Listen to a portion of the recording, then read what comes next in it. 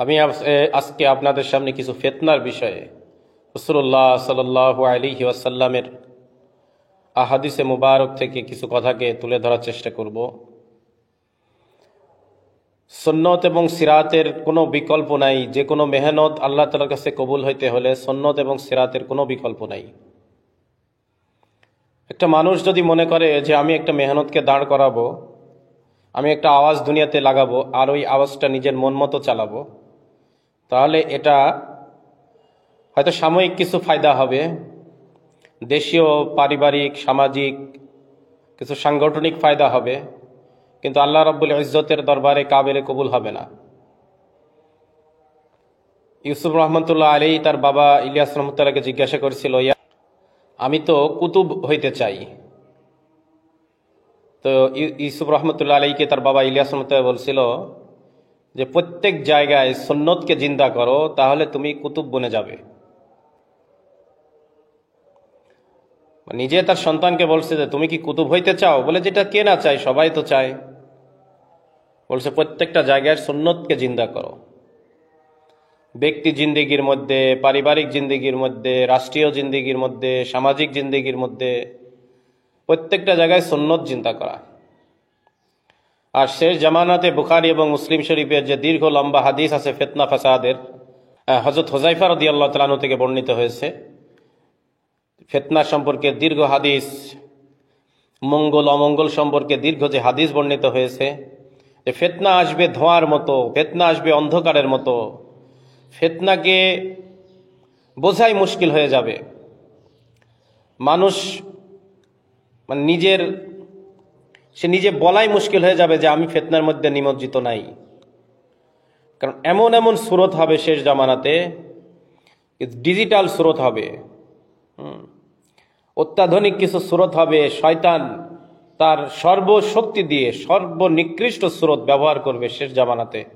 মানুষ তো মনে করবে আমি হকের উপর আছি, মানুষ তো মনে করবে আমি দিনের উপরে আছি, কিন্তু সে সরাসরি ফিতনার মধ্যে সে নিমজ্জিত হয়ে যাবে।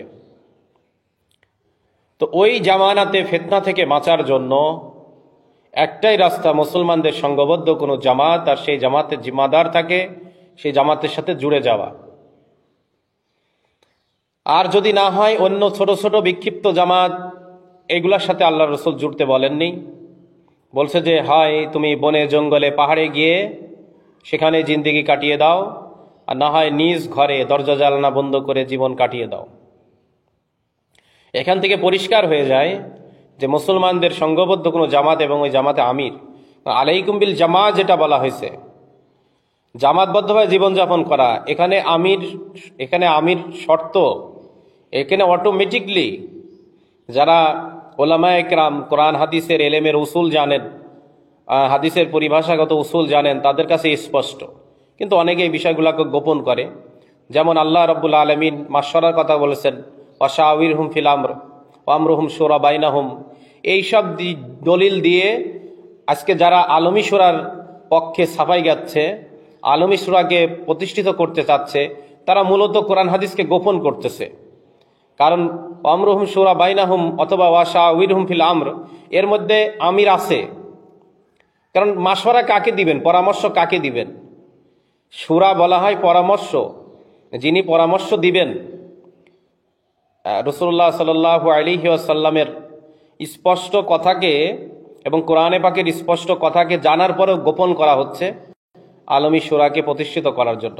কিন্তু ওখানে স্পষ্ট আমির বাধ্যতামূলক, আমির ওখানে বাস্তব দিক থেকে এবং প্রত্যক্ষভাবে পরোক্ষভাবে ওখানে আমির অবশ্যই, ওখানে আমিরের সাথে তাকে মাশওয়ারা দিবেন। আপনি পরামর্শ কাকে দিবেন যদি আমির না থাকে? আমির তো আছেই, ওয়াশাওয়িরহুম ফিল আমর, অথবা ওয়ামরুহুম শুরা বাইনাহুম, এর মধ্যে আমির অবশ্যই আমির রয়েছে।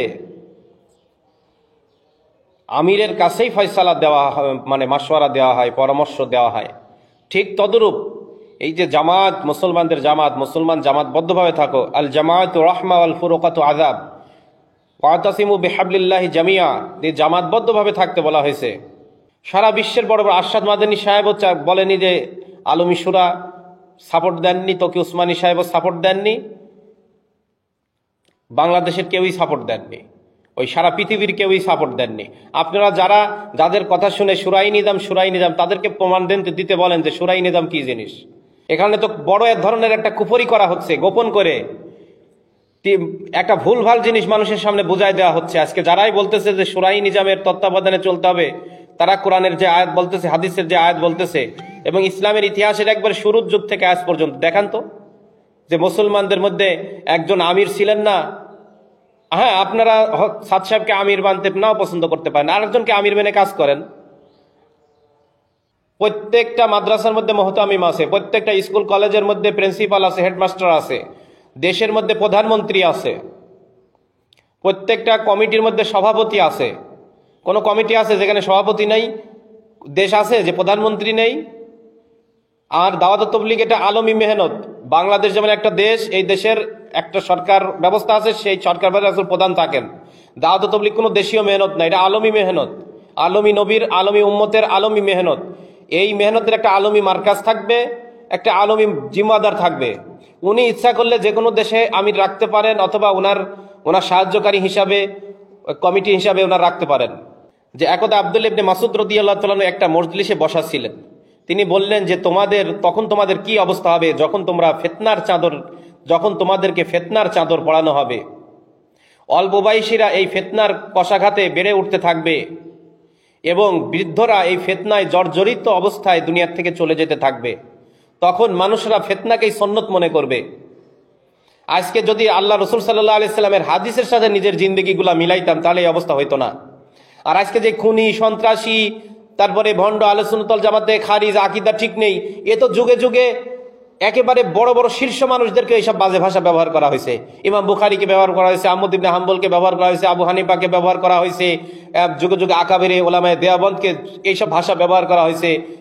হোসেন আহমদ মাদানী রহমতুল্লাহকে কংগ্রেসের দালাল শব্দ ব্যবহার করা হয়েছে। তো সেই সময় মানুষ কি করবে? ফিতনাকেই সুন্নত মনে করবে। আর কোনো ব্যক্তি যদি এসে ওই ফিতনাকে দমন করে সুন্নতকে প্রতিষ্ঠিত করতে চায়, মুসলমানদের জামাতের একজন আমির নেই, অথচ পুরা বিশ্বের মধ্যে ধর্মীয়, রাজনীতিক, সামাজিক, অর্থনৈতিক অথবা বিনোদন সেক্টর হোক, মানে চিকিৎসা খাত হোক, সমস্ত খাতের যে কোনো সেক্টরের একজন প্রধান আছেন। আর এটা একটা সারা বিশ্বব্যাপী মেহনত। এই মেহনতের একজন প্রধান থাকবেন না, আজ একজন প্রধান, কাল একজন প্রধান। আর এইটা আমি আলেম নাম দিয়ে এটাকে আমি ধামাচাপা দিয়ে চালাই দেওয়ার চেষ্টা করতেছি। আর আমি বলতেছি যে হ্যাঁ, হক পথে আছি। বিশ্বের কোন শীর্ষ আলেম এই যে মিথ্যা কথা, এইগুলো অপবাদ, এই অপবাদগুলো তো কিয়ামত পর্যন্ত প্রমাণ করতে পারবেন না। বিশ্বের কোন শীর্ষ আলেম আছেন? বরঞ্চ বিশ্বের শীর্ষ সমস্ত আলেমরাই বলছেন যে আমার সাথে আরেকজনের মতবিরোধ থাকতেই পারে, আমি আমার মতো কাজ করি, আমার একজন আমির বানায় নেই, এই তো হয়ে গেল। কিন্তু আমাদের কোনো আমির বানাবো না এবং তাকে বাধ্য করব। তাদেরকে কোনো আমলও করতে দেব না। যারা আমির মেনে কাজ করতেছে তাদের কোনো আমলও করতে দেব না, এবং আমারটা আমি বাধ্য করব প্রতিষ্ঠা করতে। এটা কে বলেছে দুনিয়াতে? এই যে অপবাদগুলো দিচ্ছেন, একটা প্রমাণ করতে পারবেন না। আর অপবাদের শাস্তি হলো সেই কুকর্ম না করে মারা যাবে না। এটা কোরআন এবং হাদিসের সাক্ষী। মানুষ তখন ফিতনাকে সুন্নত মনে করবে। আর ওই সময় যদি কেউ ফিতনাকে দমন করে সুন্নত প্রতিষ্ঠিত করতে আসে, তখন মানুষজন বলা বলি করবে যে আরে তোমাদের এত বড় সাহস হলো, তোমরা সুন্নতের মধ্যে পরিবর্তন করতে চাচ্ছ। মানে মানুষ ফিতনাকে দিন মনে করতে করতে করতে করতে এমন অবস্থায় যাবে, ওই সময় যে আপনি সত্য কথা, আপনি এখন ইমারতের কথা বলতেছেন, এক আমিরের কথা বলতেছেন, তখন বলতেছে তোমার আমিরের এই দোষ, এই দোষ, এই দোষ। এটা ওসমান রাদিয়াল্লাহু তাআলা আনহুকে বলা হয়েছে, এটা ইমাম বুখারীকে বলা হয়েছে, দুনিয়ার কাউকে ছাড়া হয়নি। নবীদের সম্পর্কে বলা হয়েছে, আর মানুষ খুঁজে পায়নি এই ব্যক্তিকে নবী বানাইছে, এই সেই হ্যান ত্যান কত কথা বলা হয়েছে। এই যে যারা শয়তানের ওহী মানে আর যারা নফসকে রব বানায় নিছে, তাদের দ্বারা সবকিছু সম্ভব, তাদের দ্বারা সবকিছু সম্ভব। ইমাম বুখারী রাহমাতুল্লাহ আলাইহি শুধু ইমাম মুসলিম ছাড়া একজনও ওনার পক্ষে কথা বলেননি ওই সময়। সবাই ভয়ে চুপ ছিলেন, সবাই মৌন দুর্বলতা, মৌন সম্মতি অর্জন ইয়েতে ছিলেন আহমদ ইবনে হাম্বলির সময়। বড় বড় খেলাফার যুগে মুসলমানদের আজকে খেলাফা নাই কেন? এই সন্ত্রাসী, এই কুচক্র, এই জাসুস, গুপ্তচর এবং বিশ্বাসঘাতক মুনাফেক যারা নিজেদের স্বার্থসিদ্ধি হাসিল করার জন্য, নিজেদের ক্ষমতা, পদ, পোস্ট এবং বাতিলের থেকে তারা বড় একটা পজিশন পাওয়ার জন্য তারা এই সত্যকে গোপন করে এই বাতিলের সাথে, ইহুদি খ্রিস্টানের সাথে হাত মিলায় মুসলমানদের খেলাফা ধ্বংস করেছে। মুসলমানের আমিরের বিরুদ্ধে লাগছে। কারণ পৃথিবীতে যত যারাই আমির ছিল, কেউ কিন্তু নবীগঞ্জ ছাড়া কেউ ভুলের ঊর্ধ্বে না। তো আমিরদের বিরুদ্ধে খেলা শুরু করে দিয়েছে। আর ইসলামিক ইতিহাসগুলা আপনাদের সামনে আছে, ইসলামিক ইতিহাসগুলো আপনাদের সামনে স্পষ্টভাবে আছে। এই ইসলামিক ইতিহাসগুলা প্রমাণ করে যে যুগে যুগে হকপন্থীরা এবং হাসান বসরি রহমতুল্লাহ আলাইহি ওই জামানায় একটা প্রধান সেনাপতি এক আমিরের বিরুদ্ধে যুদ্ধের ডাক দিয়েছিল, বিদ্রোহের ডাক দিয়েছিল এবং অনেক মানুষ শহীদ হয়ে গিয়েছিল যুদ্ধে।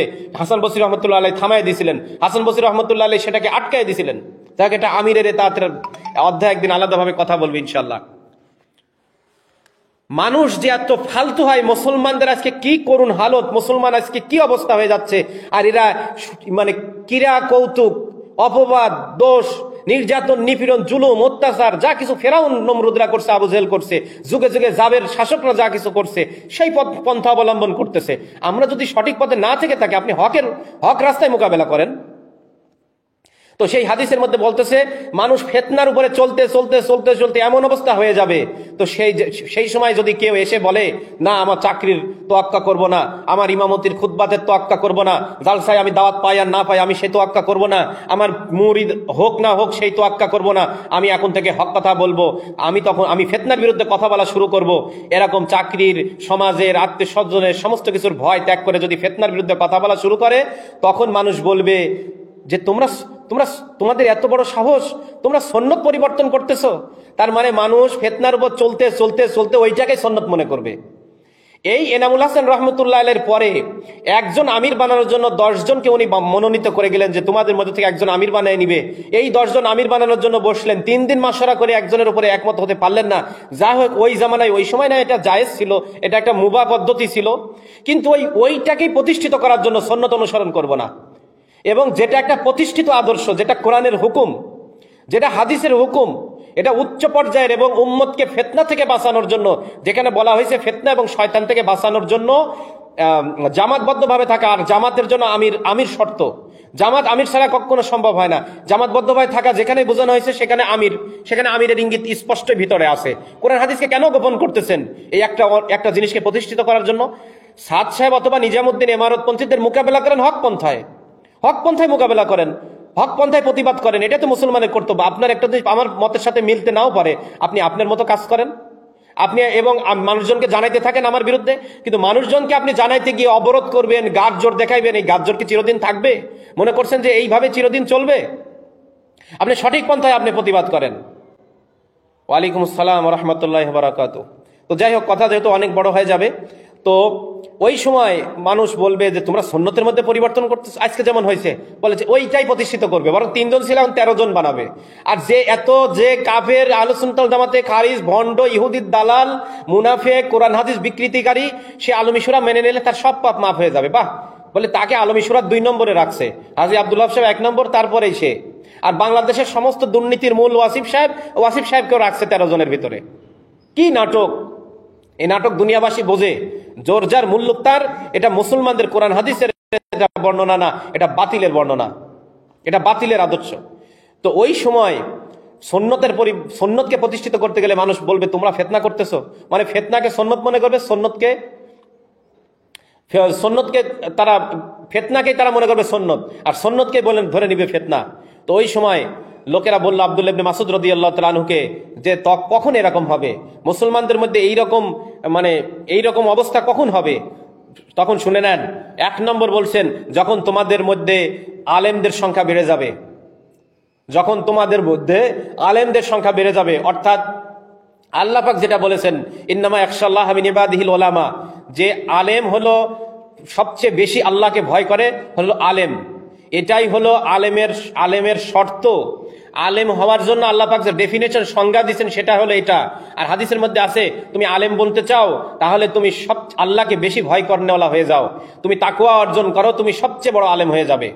তুমি তাকওয়া অর্জন করো, সবচেয়ে বড় আলেম হয়ে যাবে। যার মধ্যে ভয় নেই, বাহ্যিক মালুমাত থাকলেও আল্লাহর দরবারে সে আলেম না। হায়াতুস সাহাবার মধ্যে এবং ইহয়া উলুমুদ্দিনের মধ্যে, কিমিয়ায়ে সাআদাতের মধ্যে ইমাম গাজ্জালী রাহমাতুল্লাহ, হায়াতুস সাহাবার মধ্যে ইউসুফ রাহমাতুল্লাহ আলাইহি এবং সাহাবীদের শত শত কল রয়ে গেছে এই বিষয়ে একেবারে স্পষ্ট। মানে দুনিয়ার বাহ্যিক দৃষ্টির আলেম, আলেম হয়েও দেখবেন কিস্তির উপরে কাজ করতেছে, আলেম হয়েও বিভিন্ন এনজিওর সাথে কাজ করতেছে, আলেম হয়েও মহিলা মাদ্রাসার নামে দেখবেন কত কিছু করতেছে। আর প্রকৃত যারা আলেম তারা এখনো নজরের হেফাজত করে। কারণ প্রকৃত আলেম কাকে বলা হয়েছে? ওই সেই নবীর ওয়ারিস। প্রকৃত আলেম হলো নবীর ওয়ারিস, মানে নবীর গুণ তার ভিতরে পাওয়া যায়, সে হলো প্রকৃত আলেম। বাহ্যিক দৃষ্টির আলেমের সংখ্যা বেড়ে যাবে। 2 নম্বর, কিন্তু দিনের বুঝওয়ালা আলেমের সংখ্যা কমে যাবে। এই হাদিসের আলামতগুলি দেখেন, বাহ্যিক যে দৃষ্টিতে আলেমের সংখ্যা বেড়ে যাবে, দিনের বুঝওয়ালাদের সংখ্যা কমে যাবে।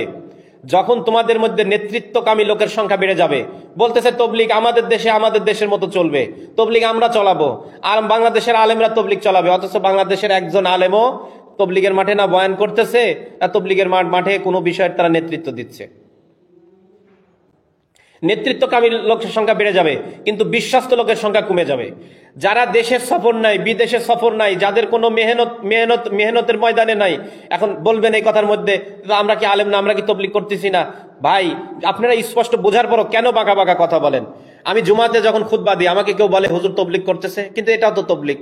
মানে তবলিগ বলতে যেটা বোঝায়, ইলিয়াস রহমতুল্লাহ আলাইহি যে আমানত রেখে গেছেন, ওই তরতিবে সিলসিলাতে যারা সময় দিচ্ছে, মেহনত করতেছে, গ্রামে মেহনত, শহরে মেহনত, মার্কাজের মেহনত, দেশে বিদেশে বাইরে চিল্লা দিতেছে, এইগুলা যদি না করেন, এই কারণে তো আপনাদেরকে বয়ান দেয়নি এবারও। কারণ এইগুলার যদি ফিকির আপনাদের মধ্যে না থাকে, তাহলে আপনারা বয়ান দিবেন কি? ইলিয়াস রহমতুল্লাহ আলাইহির মার্কাজে মাত্র 3 দিন একজন ছিলেন না, ছুটি নিয়ে বাইরে গেছিলেন।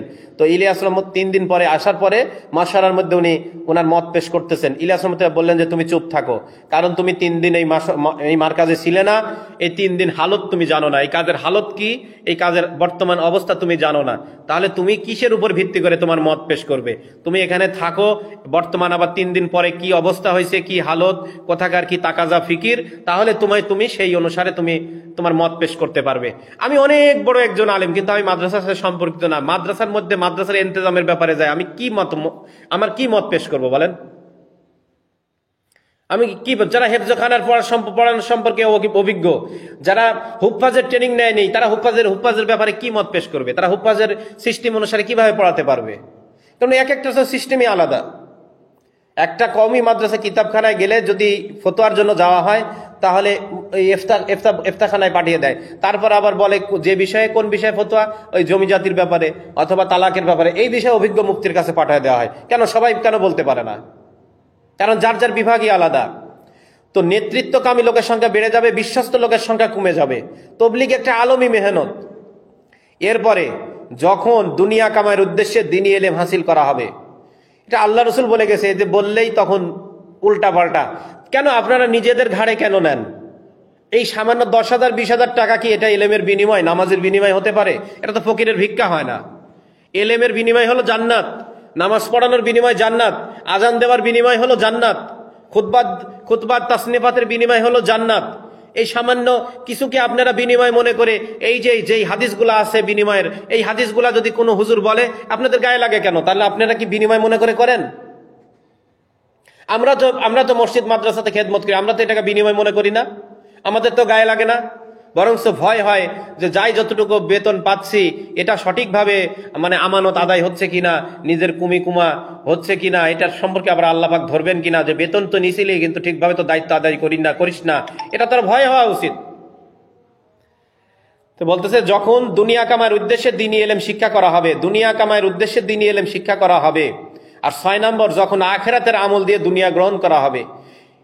আমি এই 6টা গুণ আবারও বলতেছি, যখন তোমাদের মাঝে আলেমের সংখ্যা বেড়ে যাবে, কিন্তু দ্বীনের বুঝওয়ালা মানুষের সংখ্যা কমে যাবে। আর যখন তোমাদের মাঝে নেতৃত্বকামী লোকের সংখ্যা বেড়ে যাবে, কিন্তু বিশ্বস্ত লোকের সংখ্যা কমে যাবে। আর তারপরে যখন তোমাদের মধ্যে দুনিয়া কামায়ের উদ্দেশ্যে ইলম শিক্ষা করা হবে। আর 6 নম্বর, আখিরাতের আমল দিয়ে দুনিয়া গ্রহণ করা হবে। এটা হলো মুসান্নাফে আব্দুর রাজ্জাকের 11 নম্বর খণ্ড 20,742 নম্বর হাদিস। মুসান্নাফে ইবনে আব্দুর রাজ্জাকের 11 নম্বর খণ্ড 20,742 নম্বর হাদিস, তারগিবের প্রথম খণ্ডের 82 নম্বর পৃষ্ঠা, জামিউল বয়ানুল ইলমি প্রথম খণ্ডের 188। এবার আরেকটা হাদিস আপনাদের সামনে পেশ করি। হযরত হুযায়ফা রাদিয়াল্লাহু তাআলা আনহু উনি এক মসজিদে প্রবেশ করলেন। সেখানে কিছু লোক এলেম শিখছিল, কিছু লোক। তিনি আফসোস করে বললেন, হায়, তোমরা যদি সঠিক পথের উপর থাকতে তোমরা অনেক দূরের জিনিসকে নিজেদের উপর আবশ্যক করে নিয়েছো। ওই যে রাশিয়াতে যখন মানে ইসলামের মার্কাজ, রাশিয়া, তাশকান, সমরখান, কাজাকিস্তান, উজবেকিস্তান, তাজিকিস্তান, যখন এখানে মানে বাতিলের স্টিম রোলার চলতেছে, তখন মুসলমানরা বিভিন্ন আলতু ফালতু বিষয় নিয়ে বাহাসের মধ্যে ব্যস্ত। আজকে দেখেন না, বাহাসের নামে হাদিসকে অস্বীকার করা হচ্ছে, বাহাসের নামে ইমামদেরকে তুচ্ছতাচ্ছিল্য করা হচ্ছে, বাহাসের নামে সাহাবীদের মতকে তুচ্ছতাচ্ছিল্য করা হচ্ছে। আর বাহাস করে করে মুসলমান একে অন্যের বিরুদ্ধে টুকরা টুকরা হয়ে যাচ্ছে। হ্যাঁ, আমাদের পূর্বপুরুষরা অমুসলিমদের বিরুদ্ধে সত্যকে উপস্থাপন করার জন্য, নাস্তিকের বিরুদ্ধে সত্যকে উপস্থাপন করার জন্য বাহাস করছে। আর নিজেদের মধ্যে একাধিক মত ছিল, কিন্তু তারা একসাথে সাহাবা ইকরামের যুগ থেকে একসাথে নামাজ পড়ছে, একসাথে আমল করছে, একসাথে মেহনত করছে, এক ফিকির ছিল, একসাথে জিহাদ করছে। কিন্তু এখন দাওয়াত ও তাবলীগের মেহনতের দ্বারা আবার চারো মাযহাব, আহলে হাদিস এবং সমস্ত রাজনৈতিক, ধর্মীয়, সামাজিক সমস্ত মানুষকে এক প্লেটে আনার ফিকির করা হচ্ছে, উম্মতকে এক করার। আল জামাআতু রাহমা আল ফুরুকাতু আযাব, আলাইকুম বিল জামা ওয়াতাসিমু বিহাবলিল্লাহ জামিয়া, এই কথার উপরে জুমানো হচ্ছে উম্মতকে। আতিউল্লাহ আতিউর রাসূল উলিল আমরি মিনকুমের উপর জমা হচ্ছে। ফাইন তানাযাতুম ফি শাইইন ফারুদ্দু ইলা আল্লাহি ওয়া রাসূলিহি, সমস্ত সমস্যার সমাধান আল্লাহ এবং রাসূলের সাহাবীদের আদর্শের উপর, মানা আলাইহি ওয়া আসহাবির উপর জমানো হচ্ছে। আলাইকুম বিসুন্নাহ ওয়া সুন্নাতিল খুলাফায়ে রাশিদিনের উপরে জমানো হচ্ছে। সাহাবীদের আদর্শের উপর, রাসূলের আদর্শের উপরে জমে যাওয়ার দাওয়াত দেওয়া হচ্ছে। সমস্ত মত পথকে পিছনে ফেলে সাহাবী এবং রাসূলের আদর্শের উপরে উম্মত জমবে, তাছাড়া আর কোনো রাস্তা নেই। তখন এই যে হুযায়ফা রাদিয়াল্লাহু আনহু বলতেছেন, মানে আমরা জরুরিয়াতের দিন শিখার ব্যতি থেকে বিভিন্ন অপ্রয়োজনীয় বিষয় নিয়ে আমরা এলেমে দিনের পর দিন ঝড়গা ঝাঁটি, মানে আমরা নিজেকে প্রতিষ্ঠিত করতে চাই যে আমরা কত বড় এলেমওয়ালা। এই কথা বলে তিনি আমাদের মধ্যে এসে বসলেন, বলতেছেন তিনি আমাদের মধ্যে এসে বসলেন আর বলতেছেন, আমরা সেই সাহাবায়ে কিরামের কওম, আমরা সেই সাহাবায়ে কিরামের কওম যারা এলেম শিখার আগে ঈমান শিখেছি। দেখেন, আজকে একটা হুজুর প্রকাশ্যে এসে বললেন যে আগে এলেম পরে ঈমান, তার বিরুদ্ধে কোনো আন্দোলন নেই, তাকে রুজু করতে বলা হয় নাই। এবং যে আরবিতে হাদিস বানায় বলছে, মান কাযিবা আলাইহি মুতাআম্মিদান ফালিয়াতাবাওয়া মাকআদুহু মিনান নার, যে হাদিস বানায় বলে সে হলো জাহান্নামে যাবে। রাসূলের কথাকে একটু কম বেশি করে বললে জাহান্নামে যাবে, আর হাদিস বানায় বলতেছে।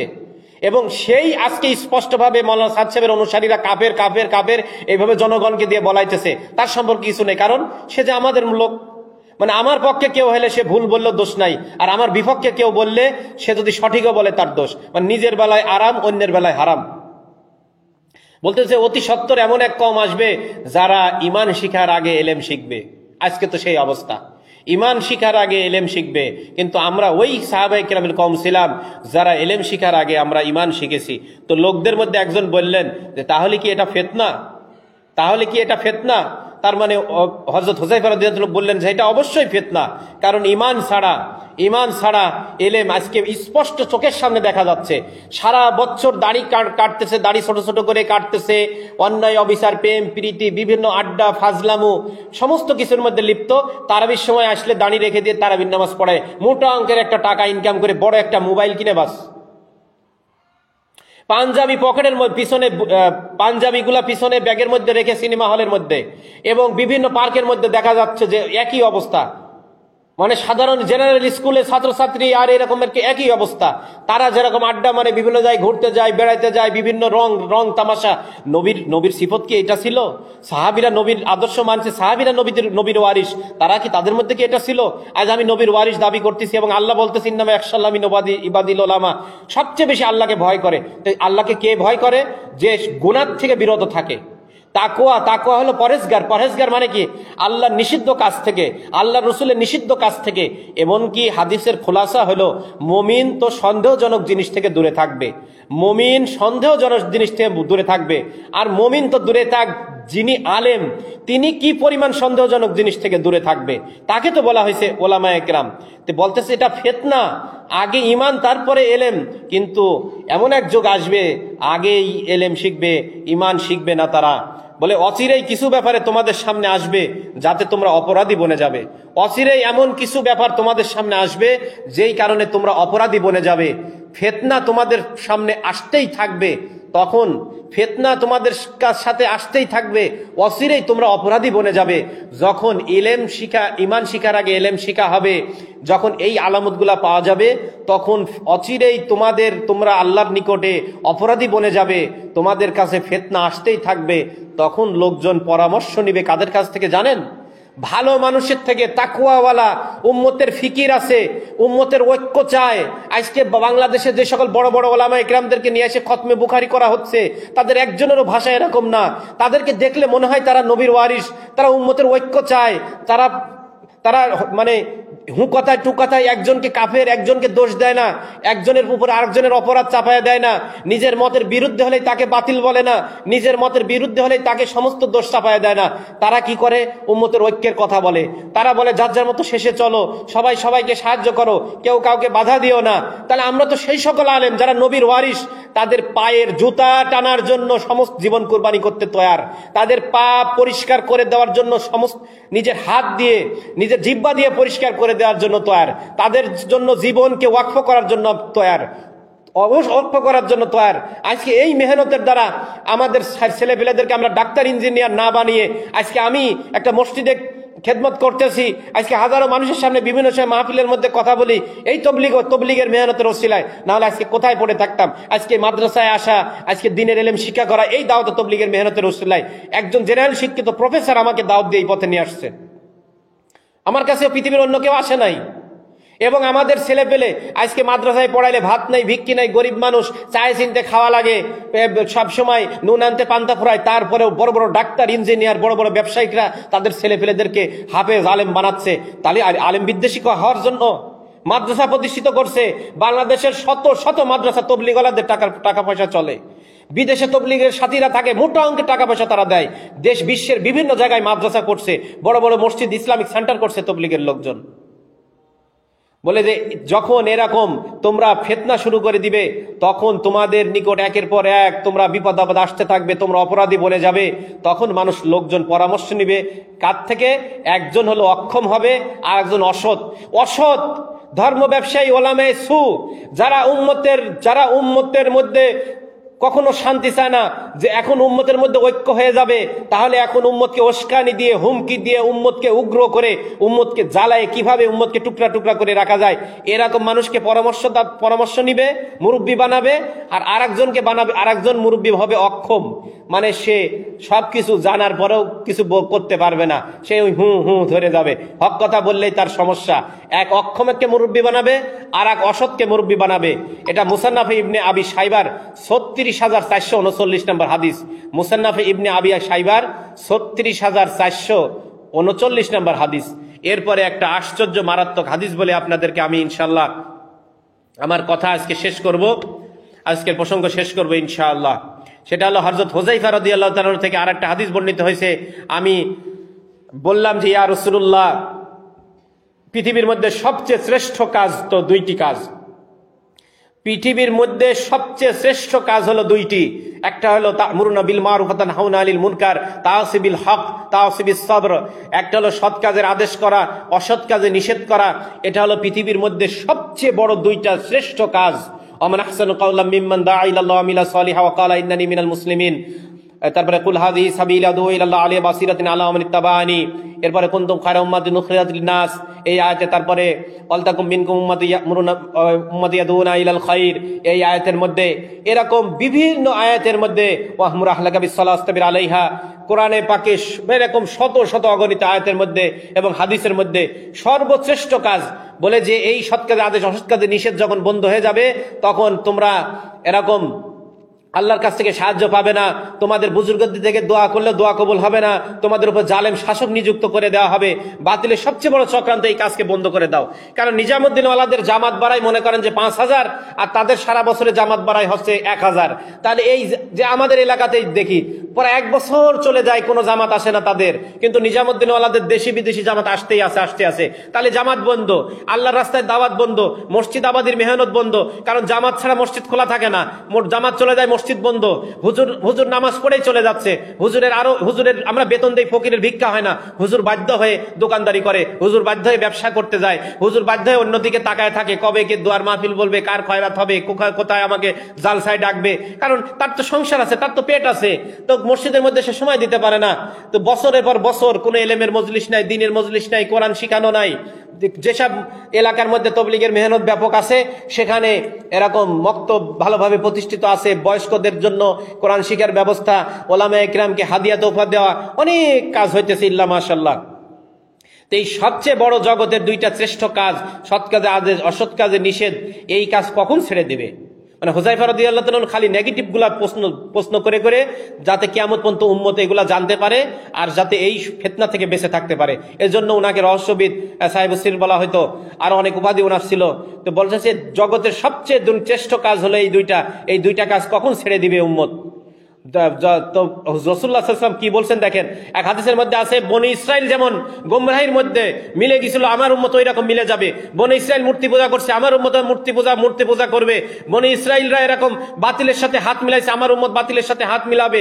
বনি ইসরাইল কোরআন হাদিসের মন গড়া ব্যাখ্যা করছে, মানে কোরআন হাদিস স্পষ্ট আছে, তারপর নিজেদের মতকে প্রতিষ্ঠা করার জন্য মানে এই আলমী সূরা কোরআন হাদিসের যেসব কথা বলে আলমী সূরার নাম বলতেছে, কোরআন হাদিসে এটার সাথে কোনো সম্পর্কিত নাই। একেবারে ডাহা একটা গোলমাল লাগাই একটা মিথ্যা গুজামিল চাপায় দিচ্ছে। আপনারা আপনাদের মত মানবেন, আপনারা আর এক মতে চলবেন। কেন যেরকম বাংলাদেশে খেলাফত মজলিস 2 ভাগ হয়ে গেছে, ইসলামী ঐক্যজোট 2 ভাগ হয়ে গেছে, জমিয়তে উলামায়ে বাংলাদেশ 2 ভাগ হয়ে গেছে, চরমুনার থেকে মানিকগঞ্জ আলাদা হয়ে গেছে, এনায়েতপুরের থেকে সুরেশ্বরীর থেকে আলাদা আলাদা করতে করতে আজকে আটশোশী হয়ে গেছে, এনায়েতপুরি হয়ে গেছে, সলেমান শাহ হয়ে গেছে, কত ভাগ হয়ে গেছে। হোক, একটা রাজনৈতিক দল থেকে আস্তে আস্তে কত রাজনৈতিক দল হয়েছে, কিন্তু সবার তো একজন আমির আছে, সবার তো একজন নেতা আছে, সবার একজন সভাপতি আছে, সবার একজন প্রফেসর আছে, প্রিন্সিপাল আছে, মুহতামিম আছে, সবার একজন প্রধানমন্ত্রী তো আছে। আপনারা একজনকে মানে নিয়ে করেন, কিন্তু এই গুজামিল দিয়া প্রতিষ্ঠা করেছেন ওই বনি ইসরায়েলের এই শয়তানি। আমার উম্মত যখন বনি ইসরায়েলের মতো বলে যে তাদের বনি ইসরায়েলের স্বভাব, বনি ইসরায়েলের এই কুকীর্তি যখন আমাদের উম্মতের মধ্যে ঢুকে পড়বে, তখন হুযায়ফা রাদিয়াল্লাহু তাআলা আনহু জিজ্ঞাসা করলেন, কেন বনি ইসরায়েলে কি হয়েছিল, বনি ইসরায়েলের মধ্যে কি পরিস্থিতি হয়েছিল? রাসূলুল্লাহ সাল্লাল্লাহু আলাইহি ওয়াসাল্লাম বললেন যে যখন তোমাদের নেককার দিনদার ব্যক্তিরা ফাসেক ফাজের পাপাচার ব্যক্তির সাথে জোট গঠন করবে, যখন তোমাদের দিনদার নেককার ব্যক্তিরা ফাসেক ফাজের পাপাচার লোকদের সাথে জোট গঠন করবে, আপোষ করবে, বনি ইসরায়েলের লোকজন দিনদাররা নিজেদের অস্তিত্ব টিকে রাখার জন্য মৃত্যুর ভয়ে, হামলা মামলার ভয়ে, জেলের ভয়ে, বিপদের ভয়ে, বালা মুসিবতের ভয়ে, বিবি বাচ্চার উপর অত্যাচার নির্যাতনের ভয়ে, চাকরি হারানোর ভয়ে, দুনিয়ার বিভিন্ন স্বার্থ, ইন্নাল্লাযিনা ইয়াকতুমুনা মা আনজালাল্লাহু মিনাল কিতাবি ওয়া ইয়াশতারুনা বিহি সামানান কলিলা, এই দুনিয়ার বিভিন্ন কামাই, দুনিয়ার বিভিন্ন ধান্দা পদ প্রতিষ্ঠান, নিজে বড় জিম্মাদার, নিজে বড় আমির, নিজে বড় বুজুর্গ, এইগুলা প্রতিষ্ঠিত করে রাখার জন্য তারা এরকম ফাসেক ফাজের, যারা ইসলামের বিরোধী দুশ্মন, যারা দাওয়াত তবলিগ, যারা সৎকার আদেশ অসৎকার নিষেধ, নবীদের রেখে যাওয়া আমানতকে টুকরা টুকরা করতে চায়, তাদের সাথে জোট গঠন করছিল। আমার উম্মত নিজেদের ধান্দা স্বার্থ সিদ্ধি হাসিলের জন্য ফাসেক ফাজের সাথে জোট গঠন করবে, আপোষ করবে। আর আমরা যখন আপোষ করি তখন বুঝাই যে রাসূলুল্লাহ সাল্লাল্লাহু আলাইহি ওয়াসাল্লাম তো ইহুদির সাথে আপোষ করছে। আর আমাদের মতের বিরুদ্ধে যারা, তারা বলে দেখিছো ওরা ভণ্ড, দেখো হক যদি হইতো তাহলে আপোষ করতো নাকি। মানে নিজেরা যখন আপোষ করার প্রয়োজন হবে তখন নবীর দলিল দেবো, আর নিজের যখন আপোষ করার প্রয়োজন হবে না তখন ওই কবো যে সাহাবীরা কখনো বাতিলের সাথে আপোষ করে নেই, ইমাম আবু হানিফা আপোষ করে নেই, ইমাম বুখারী আপোষ করে নেই, ইমাম আহমদ ইবনে হাম্বল বলছে আমার একটাই তো জান, আমি যদি এই মৃত্যুর ভয়ে কুফরিকে মুখে স্বীকার করি তাহলে তো সারা জীবন মানুষ আমাকে ধিক্কার দিবে। তো তারা বাতিলের বিরুদ্ধে আপোষ করেনি, তখন আমরা এই দলিল দেই। আর যখন নিজেদের ধান্দা এসে যায় তখন আবার বলি ইহুদির সাথে তো রাসূলুল্লাহ সাল্লাল্লাহু আলাইহি ওয়াসাল্লাম চুক্তি করছিল। মানে আমাদের এমন একটা অভ্যাস হয়ে গেছে, আমরা যখন যা করব কোরআন হাদিস দিয়ে দলিল দেওয়ার জন্য ধান্দা খুঁজি। এটা হলো শয়তানকে ওহী মানা, শয়তানের ওহীর অনুসরণ করতেছে এরা। সে যেই হোক না কেন এই শয়তানের ওহী অনুসরণ করতেছে এবং এ নফসকে রব বানাইছে। নফসকে যদি কেউ রব বানায়, শয়তানের ওহীকে অনুসরণ করে, তাহলে তার মধ্যে অহংকার আর হিংসা আর নিজের স্বার্থ সিদ্ধিকে বদ্ধমূল হয়ে সে কোনো কিছুকে আর সকল পরোয়া করে না, যা ইচ্ছা তাই করবে, আর সেটা কোরআন হাদিস থেকে দলিল বানাবে। যেমন লালন ভক্তরা বলে লা তাকরাবুস সালাহ, আল্লাহ তো নামাজ পড়তে ধারের কাছে যাইতে নিষেধ করেছে, লালন ভক্তরাই বলে দিচ্ছে। আর এক আয়াত দিয়ে বলতেছে যে আমরা তো সবাই আদম সন্তান, আমাদের মধ্যে কোনো ভেদাভেদ নেই। আর এক আয়াত দিয়ে বলতেছে যে সম্রাট আকবরের পক্ষে ওই জামানার সবচেয়ে বড় আলেম 70 খণ্ডে যিনি কোরআনের তাফসির লিখছেন, আজ পর্যন্ত এত বড় আরবি কোরআনের তাফসির কেউ লিখতে পারেনি। কিন্তু সেই ব্যক্তি খ্রিস্টানদের পক্ষ হয়ে সম্রাট আকবরের সমস্ত ষড়যন্ত্র, কুফরি মতবাদ, সমস্ত কিছুর পক্ষে সেই ব্যক্তি কিতাব লিখছিল, সাফাই গাইছিল। সেই ব্যক্তি ওই খ্রিস্টানদের পক্ষে সম্রাট আকবরের দালাল ছিল। আমরা কি বলবো যে এত বড় জ্ঞানী লোক কি ভুল করতে পারে? কিন্তু সেই সময় মুজাদ্দেদ আল-ফেসানি বয়সে ছোট, তারপরে কেবল নতুন উদীয়মান, কেন নিজের জীবনকে বাজি রেখে সে এখন কথা বললেন? এরকম আজকে যেমন হযরত সমস্ত ইয়ের বিরুদ্ধে মজবুত হয়ে দাঁড়ায় আছেন, আমরা তাকে সঠিকভাবে অনুসরণ করতে পারতেছি না। তা আমাদের নিজেদের মনমনি চালাচ্ছি। এই যে দেখেন এই ফাসেকের সাথে জোট গঠন, মানে যে কিরকম হয় আমাদের দেশে দেখবেন, হুচ্চা লুচ্চা, নামাজ নেই, নেশা করে, এরকম লোক যখন ওই যে বউ থাকতে আর একটা বিয়ে করে, তখন প্রমাণ দেয় কি আল্লাহ রসুল তো একাধিক বিয়ে করছে। এই শালা লুচ্চা বিয়াদব, আল্লাহ রসুলের বিয়ের সাথে তুই এইভাবে তুলনা দিলি কেন? বলে আল্লাহ রসুলের একাধিক বউ ছিল, সাহাবীরা একাধিক বিবাহ করছে, আল্লাহ রসুলের একাধিক বিবি ছিল, তখন এই উদাহরণ দেয়। কিন্তু নামাজের বেলায় নেই, নেশা করবে, মানে নারীর উপরে আসক্ত, নারীর উপর আসক্ত হয়ে অকাম কুকাম করে বেড়ায়, এখন ধরা পড়ছে, এখন বিয়ে দেয়, আর তখন প্রমাণ দেয় যে পুরুষের তো একাধিক বিয়ে করা জায়েজই আছে, মানে তখন হাদিস, তখন দলিল। তা আমরা নিজেদের মানে অস্তিত্ব টিকানোর জন্য, স্বার্থ টিকানোর জন্য এখন কোরআন হাদিসের দলিল বাই করতেছি। বলতেছে যে ফাসেক ফাজেরদের সাথে এক মিনিট দেরি করেন, ফাসেক ফাজেরদের সাথে জোট গঠন করবে। এরপরে দেখেন ফতোয়ার কলম চলে যাবে সর্বনিকৃষ্ট ব্যক্তির হাতে।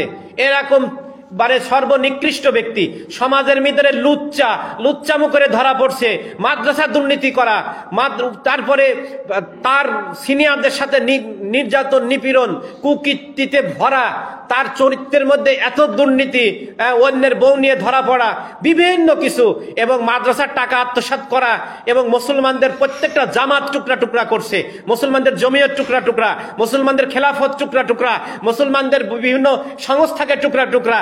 আজকে সাহাবা বিদ্বেষীর সাথে, আজকে হাদিস অস্বীকারের সাথে, আজকে বেদাতীদের সাথে, সমস্ত রকমের সাথে জোট গঠন করে আজকে আওয়ামী লীগ, কালকে বিএনপি, কালকে জামাত, কালকে জাতীয় পার্টি, মানে এরকম যারা করে বেড়ায়, এরকম নিকৃষ্ট ব্যক্তির ফতোয়া মানে মুরব্বি, এদেরকে মুরব্বি মানে চলতেছে, এদেরকে মুরব্বি মানে।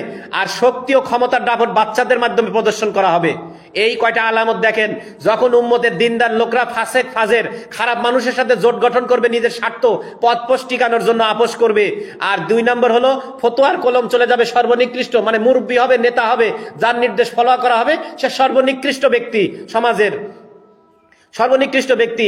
আর 3 নম্বর হলো শক্তি আর ক্ষমতার দাপট। শক্তি এবং ক্ষমতার দাপট হবে কি বলে বাচ্চাদের মাধ্যমে। আজকে দেখেন যুবকদের মাধ্যমে যত কিছু আজকে এই মেহনতের বিরুদ্ধে করা হচ্ছে, এবং মানুষকে জোর জুলুম করে আমাদেরকে বাধ্য করে মানে ললি টিপে ধরা হচ্ছে, আমাদেরকে মানে একবার চতুর্দিক থেকে কোণঠাসা করে ধরা হচ্ছে। সেই ফেরাউন, নমরুদ, আবু জেহেল আর যুগে যুগে জালেমদের তরিকা অনুসারে সেই একই তরিকা অবলম্বন করা হচ্ছে, কিন্তু যুবকদের মাধ্যমে। এটা হাদিসের মধ্যে বলছে, যুবকদের মাধ্যমে শক্তি প্রদর্শন করা হবে। ঠিক তখনই তোমাদের এমন ফিতনায় আক্রান্ত হবে যেই ফিতনার উপরে তোমরা আছাড় খায়ে পড়বে, এবং সেগুলা তোমাদের উপর আশ্রে পড়বে। তোমরাও যে মানে তারাও ওই ফিতনার মধ্যে নিমজ্জিত হবে, ফিতনাও তাদের উপরে আছাড় খেয়ে পড়বে। সেজন্য আল্লাহ রাব্বুল আলামিন আমাদেরকে এই সমস্ত ফিতনা থেকে, আজকে যে কথাগুলো আলোচনা, এর মধ্যে সমস্ত কিছু স্পষ্ট হয়ে আছে। আমরা এক আমির, এক মার্কাজ, এক জামাতের সাথে আল্লাহ পাক আমাদের জুড়ে রেখেছেন, এবং এটাই ফিতনা থেকে বাঁচার একক রাস্তা, ওয়াহিদ রাস্তা। ইনশাআল্লাহ আল্লাহ পাক মওত পর্যন্ত জমে থাকার তৌফিক দান করেন। হিম্মতের সাথে দিলকে পাথর বানায় নেই, যাতে যত বাধা বিপত্তি আসুক আমাদের যাতে দিল এদিক ওদিকে টলায় না যায়। মজবুত হয়ে ইনশাআল্লাহ আমরা কাম করতে থাকি এবং ব্যাপকভাবে মেহনত করতে থাকি ইস্তেমা কামিয়াবির জন্য ইনশাআল্লাহ। আর চোখের পানি ফেলে ফেলে তাহাজ্জুদ পড়ে আল্লাহ এই কামকে ভিতর থেকে বাইরে থেকে যারা ষড়যন্ত্র করে ধ্বংস করার চেষ্টা করতেছে, আল্লাহ আপনি তাদেরকে কঠিনভাবে পর্যদস্ত করেন, আপনি তাদেরকে হেদায়েত দেন, না হলে এদের হাত থেকে এই কামকে আল্লাহ হেফাজত করেন। কারণ একদিন এই ফিতনা থাকা মানে এই দাওয়াত তাবলীগের ওসিলায় সারা দুনিয়াতে কোটি কোটি যে খায়ের, হয়তো ওই খায়ের থেকে উম্মতকে টুকরা টুকরা করা হচ্ছে, যা একজনের ক্ষতির কারণে পুরা এই কুচক্রকারীদের জাহান্নামে যাওয়ার জন্য, ধ্বংসের জন্য যথেষ্ট। এত বড় নিকৃষ্ট কাজ করতেছে এরা, এদেরকে আল্লাহ পাক যেন হেদায়েত দেয়, আর হেদায়েত না থাকলে এদের হাত থেকে এই কামকে আল্লাহ হেফাজত করেন। সে যেই হোক না কেন, আমি হোক না কেন, এই ষড়যন্ত্রকারীদের হাত থেকে যেন আল্লাহ পাক হেফাজত করেন। সেজন্য সবাই ইনশাআল্লাহ দোয়া করেন আর জানতর মেহনত করেন 14, 15, 16 ইনশাআল্লাহ। আল্লাহ পাক আমাদের সবাইকে তৌফিক দান করেন, আমিন। আসসালামু আলাইকুম ওয়া রাহমাতুল্লাহি ওয়া বারাকাতুহু।